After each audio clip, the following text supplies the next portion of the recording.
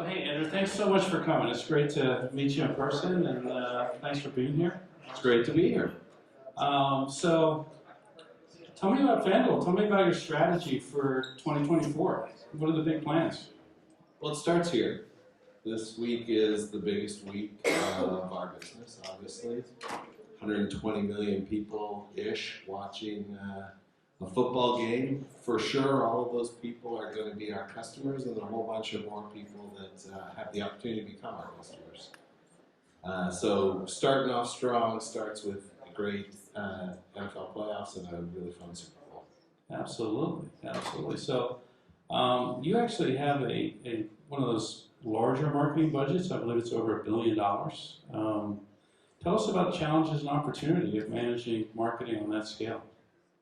Yeah, so as you say, it suddenly gives shivers. You know, that's a lot of money to make sure we spend well, and we have an obligation to make sure we do that. So between what we spend in media and also what we spend as bonuses with customers, it ends up being a lot of money. And we're lucky that we're in the business that actually can see the first-party data and understand what's happening in the business in real time. Gives us really good cues to make sure we're being good custodians of those kinds of dollars. Absolutely. You know, that's a perfect segue. It turns out my former life, I was a professor at Northwestern at the Kellogg School of Management and wrote the book Data-Driven Marketing that lightning struck. It was awarded Best Book of the Year by the American Marketing Association. So I'm all about data. I believe you worked at Nabisco before, Fanduel? Yeah, I was at Kraft. Kraft. You're at Kraft. So compare and contrast. What's the difference in terms of being at Kraft, very indirect route to get data, and having first-person data at Fanduel? Yeah, so my time at Kraft and at Anheuser-Busch, obviously we did a lot of understanding the impact of our work through survey data, and should we believe this data that we're getting from scans in stores that comes late. You know, I definitely saw a world of difference moving to a direct digital company and the ability for you to actually follow customers and to be able to understand what's happening on a daily basis of whether or not this media is creating a difference in the amount of traffic that we're getting to the app and downloads. We have a lot of signal, and it's great that you just see the world completely differently when you have first-party data versus not. Absolutely. A friend of mine is John Bauschy, who originally did Howard's Entertainment and then became Caesars, right? And I remember one of his insights from data was there was a difference between an even number of slot machines and an odd number of slot machines on a casino floor. Do you see any insights like that that are just like, whoa, I didn't expect that? Clearly, you know, we work in a business where, you know, we have to manage customers that we know well. So it's important as a regulated product to be taking care with all the customers that play with us. And that gives us a real good opportunity to make sure that we're understanding how they're keeping it entertaining, whether or not they're using our RG tools well. Those are helpful things for us to be able to get feedback on how people are performing and that it's still a fun source of entertainment for them. And on the media side, again, we just get really good pieces of data, whether or not it's ours alone or when you sign up for any online sports book, you have to be cleared to play in the geography that you're in. And so that central company called GeoComply also has a lot of data that helps us to appreciate whether or not our app is being opened more than competitors. So we just get a lot of really good data to have richness of insight and to guide how we spend hours. Very, very cool. Well, it looks like we got the game ready to go here. Talking of data, so this is what we do at Aquimo. We're all about having fun. So the idea being it's like 4:30 in the afternoon. We're the last session of the day. We're very aware that it's us between you and the bar. So, you know, usually we play on like the sphere, okay? And there's like 20 to 100,000 people playing, but we're going to make this work. So if you could, can you scan the QR? You're going to definitely have to zoom in on this screen. Feel free to move up and grab it. We got Paulo at the back, who I think was doing airdrop to everybody that you were like, man, I'm going to decline that. What's that about, right? But let me know when you're in the game. you're going to want to accept motion sensors. And Andrew's going to show you how to play. I am. Yeah. Oh, wow. Yeah. So, You know, I'm a sports marketing expert, but I'm not a video game. But I'll give it a my own. So he was actually making all the shots pre-game here. So the idea is you tilt the phone forward to shoot the football, okay, to throw the football. There we go. I see somebody's got it. You got it. And you're like, yeah, I got this. I can do this. You're cheating this for me. I'm not this good.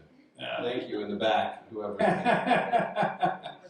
You think we're good, Paul? Yeah, the screens are up. All right. Now what's going to happen is we're going to actually launch the game. Can we turn the audio on, please? And we're all going to play. So this would be we're live with Madison Square Garden and other teams and whatnot. So your phone is going to start counting down. Ready? Go. Yeah, let's launch. Okay, and you're going to get prizes. Oh yeah, you got prizes at the end. You're going to text or just walk up to Paula. You're in the winner's circle. Yeah, here we go.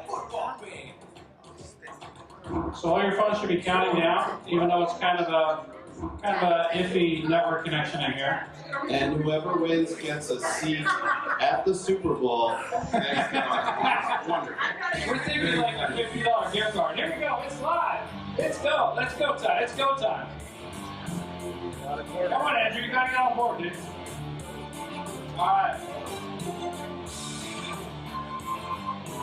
I gotta get on board. Man, that's sick and furious. Look at this group here. I love trying again. Yeah, you want to play left-handed. That's it. Everyone, you know. You're having trouble up on the screen. Hey, Magnus is up there. Samba is up in there. Luke's got his screen Down here. Connect with the receiver at the end.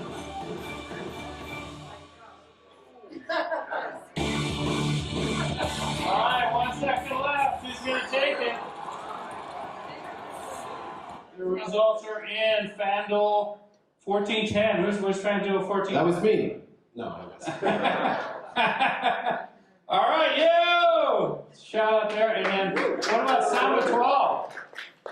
Killing it. All right, awesome. You should have a prize coupon you can. Both of them are going to the Super Bowl. Congrats, guys. Mark's buying. Thank you. All right, sweet. So, Andrew, tell us about the Super Bowl activation. What are you thinking? Yeah, we got a little bit going on. I don't know if everyone in the room's aware, so I'll give a little background to what we're up to. Last year, we created a program called Kick of Destiny, where we decided that, you know, let's have all of America rooting on something at the same time on Super Bowl Sunday. And so we decided to make that, hey, if Rob Gronkowski, a tight end who's never kicked a field goal, can hit one live during our commercial, everyone gets to split $10 million in bonus bets on Fanduel. And he missed, and I was there, there was controversy. We didn't have enough time for replay that goes with a live 30-second ad. He definitely missed, but we still gave away the money. And immediately upon that happening, Rob looked up and was like, dude, you gotta let me go again. And we're like, they're back playing the game. That's not the way this works. So after we had the opportunity to stop and look at what we'd done, we had an amazing sentiment, lots of PR support and buzz. Our brand awareness grew 10%, which is incredible. And so we won a Grand Clio and had to decide what are we going to do next. And our partners at Wyden Kennedy came back and said, hey, you know what we should do? Last year was kind of fun that people watched it on screen from a distance. But if we're going to do a redemption kick with Gronk, let's make it bigger. It needs to be an action sequel. Let's let people decide if he's going to make or miss.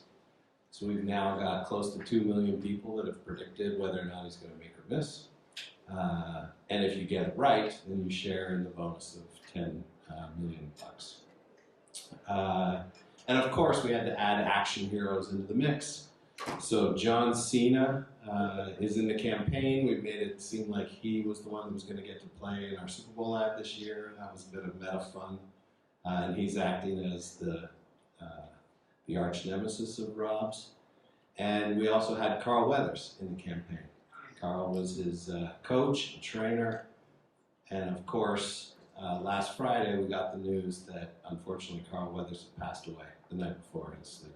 And so that is the kind of moment that you never want to have in your career. And we had about 5 hours of really intense waves of emotion starting from how can this be possible, because we just saw him on set, like an active, energetic, amazing, inspirational guy, and he's now passed away. And so we had to figure out how to pivot. There was thousands of assets that we wanted to get out of market before we heard from the family of whether or not they'd be comfortable with him continuing in our campaign.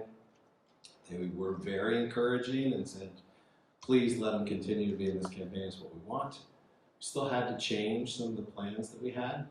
So just for this group, Rob's going to attempt the field goal right after the national anthem and right before the coin toss. So it's an event. It's the kick before kickoff. And that's going to happen live here on the Vegas Strip. Lots of people are there watching. And then we have 42 minutes to edit that into a spot that airs in the second quarter. So we had nerves last year with, my God, why are we doing a live kick? And why not make that even more difficult for me and my gray hair by adding the athletic event of 42 minutes of edit. So we had base edits ready in case he made it, and base edits ready in case he missed, and then we had to plug the live footage into it. And we were using commentary from Carl in the ad. He was going to be the narrator. So suddenly that made no sense for him to be talking about this in the present tense. So we've been working hard over the past 5 days, and we just got approval from the family and from the NFL and our partners at CBS. So we've completely recut how we're going to do this, and we now have a new bunch of work that we'll build this 42-minute edit into. And we just announced yesterday that it was the wishes of Carl's family for this to continue. And so we've been really pleased to see it, and great press support from our team and our partners to manage this terrible situation as best we can. So anyway, maybe that was me on a psychology couch there for a minute. I think I need to, we're still dealing with what has just happened, and I definitely feel the strain even in my own voice to talk about it. So coming back to marketing. Yeah, let's Very, back up that's again. that's a really tough one. Appreciate you sharing. So my background, I did research on marketing organizations. We captured survey data on 253 marketing companies, capturing just around $52 billion of marketing spending. And what I found was the difference between the leaders and the laggards actually was a simple set of things, relatively simple set of things. The leaders fundamentally, they measure, whereas average don't. And by the way, the reason they don't measure is because they kind of don't want to know the answer, okay? Because nobody wants to look bad. But tell me about how you measure. What are the expectations of this campaign? What are the goals? How did you set it up for success? Yeah, so we have quite a few brand goals that go with this campaign, and we had a number of measurement tools. We actually started working with Aspen, a research company that actually is pretty advanced in helping us to understand behaviorally what people are reacting to, as opposed to them just being surveyed for what they say they're feeling. So they've got some pretty cool AI tools, eye tracking, and other things that help to really understand whether or not it's going to connect with people. And then, of course, the typical things on whether or not the campaign's persuasive. So there's a whole series of things that we're doing on the brand side. But again, because we have first-party data, we were able to see, hey, we got 1 million people engaged in this in the first 5 days to make a bet, a free bet on whether or not they think he's going to make or miss. We can then follow those people and understand what the behaviors are that they have right after. So there's a whole stream of work on what it means to actually give people the easiest entry point into our category. So I think even stepping back, Super Bowl Sunday is by far the day that we get the most number of customers. You can imagine yourself in a living room at a friend's house and someone's playing with it. How does that work? Oh, maybe it's time I tried it.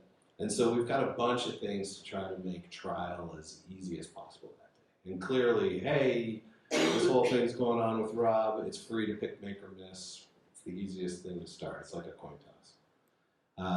We also have Super Bowl squares. So I don't know if people have ever done Super Bowl squares at home. I found it really interesting. Now in our app, you can see the 10 by 10 box and the odds of the different 1 through 0 for the two different teams. Again, a fun way to be able to participate, perhaps when you know a little less about the game and just want to have a bit of fun on Super Bowl Sunday. So we've made a whole bunch of entry mechanics to help people with, you know, the America's sports holiday, the Super Bowl, and what it means for people. So in this question, I realized what a nerd I am. So I think about things like customer lifetime value as being very important. I would imagine for Fanduel, it's a really, really big deal. Yeah. So if you could talk to that and talk to churn and the kind of metrics that really are the engine for the business. Yeah, so we obviously are excited to make sure that we have great customers that stay with us. And so we have a number of metrics that are important on making sure that we keep people retained and that we pass people from one sport to the next. We also have, of course, we have lifetime value, but we get really sharp in the early days of you becoming a customer where we can learn as quick as possible what type of a player you are so we can understand what type of bonuses we should get. And yeah, we have a lot of really advanced player value models, and we have 4 or 5 different businesses, so understanding multi-product play is important. We really are blessed with a lot of really good first-party data that helps us to have a ton of smart people in the shop, continually trying to improve our models and test things. Fantastic. Well, with that, we've got a few minutes left. How about some questions from the audience? Hi, when you said the increase of 10% in brand awareness just last year, how are you measuring that? That seems... Yeah, crazy, right? Yeah. So we'll see bumps. We're a relatively new category, so it's a lot easier for me as the head of Fanduel than when I was the head of the Budweiser brand to move a brand like that. We're basically 5 years legal and even less in many states.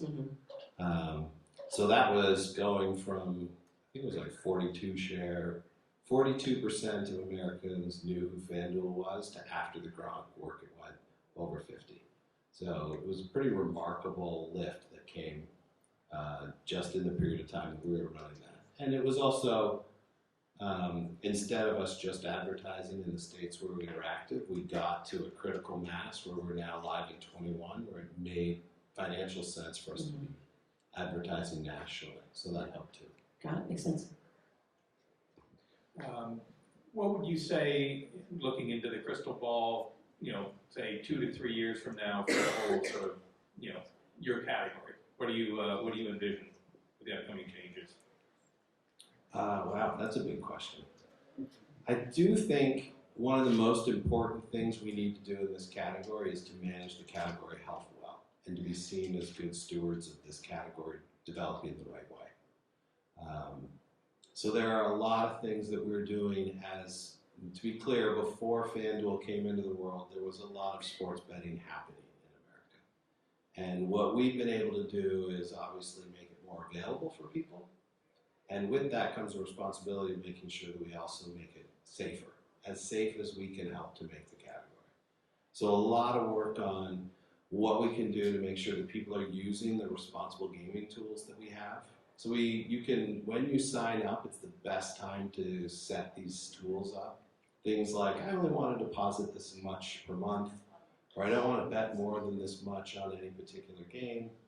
Set time limits for yourself. Because quite frankly, the challenge that will happen in the category first is that people will spend too much time in the app as opposed to spending too much money. And so we work hard on trying to be able to tell people, actually, you've had the app open for 30 minutes now. Are you sure you still want to be using it? Just so that people are aware of how they're interacting with the product. So this is the most critical part of making sure that we continue to be a player that everyone, I'm proud of. I'm proud that my family is proud that I work here, that my friends are using it right, that our community is managing the challenges that come with the category. So that's the first answer to all of these questions. And it's a full industry that needs to figure out how to do this well. So we're the #1 sports book in America, but we're only as good as how the whole category is doing this kind of work. From there, there's, as I said, we're in 21 states, so there's still many to go. And so this category has a lot of runway. We're still relatively small, and what's interesting is we're still growing a lot, even in the states that are what we in the shop call mature. So New Jersey was the first state to accept legalized sports betting. It's called mature, but it's still growing like any CPG company would beg for. So we have to be a little bit careful that we're still really in the early innings of this, and it's still helpful to remind ourselves. A lot of people still find the category confusing. There's a lot of things we can do to just make education around how it's fun and can be part of just making your sports watching more interesting. I don't know if I answered your question. Oh, you did. It's sort of a tough one to answer, especially you got the other players, ESPN Bet, everybody coming in. Yeah.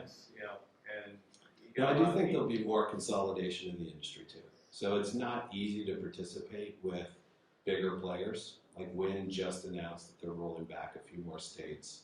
I think we'll continue to see the bigger players stay big, and some of the smaller players will just find it too hard to continue to be in the category. I want to give these gentlemen a huge round of applause.